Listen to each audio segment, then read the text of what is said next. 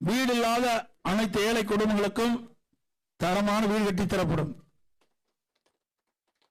அம்மா இருசக்கர வாகனம் 5 லட்சம் பேர்களுக்கு வழங்கப்படும். ஒவ்வொரு அம்மா இருசக்கர வாகனம் வாங்குவதற்கு 75,000 ரூபாய் மானியம் வழங்கப்படும்.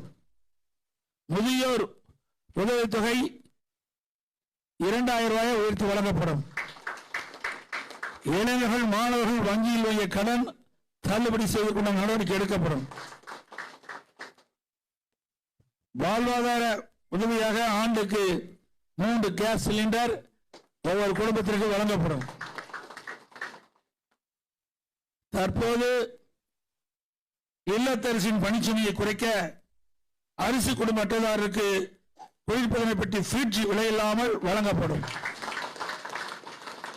குடும்ப அட்டைதாருக்கு தற்போது வழங்கி வரும் விலையில்லா அரிசியோடு 1 கிலோ பருப்பு 1 லிட்டர் சமையல் எண்ணெய் விலையில்லாமல் அனைத்து குடும்ப அட்டைக்கும் வழங்கப்படும்.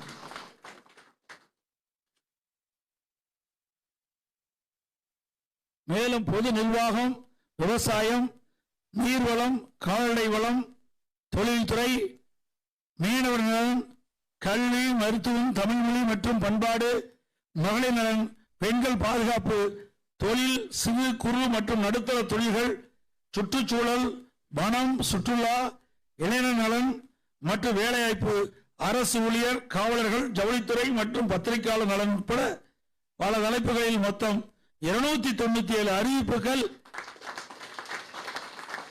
இன்றைய தினம் அனைத்து இந்திய அண்ணா திராவிட முன்னேற்ற கழகத்தின் சார்பாக வெளியிடப்படும் என்ற மகிழ்ச்சியான செய்தி இந்த நேரத்தில் தெரிவித்துக்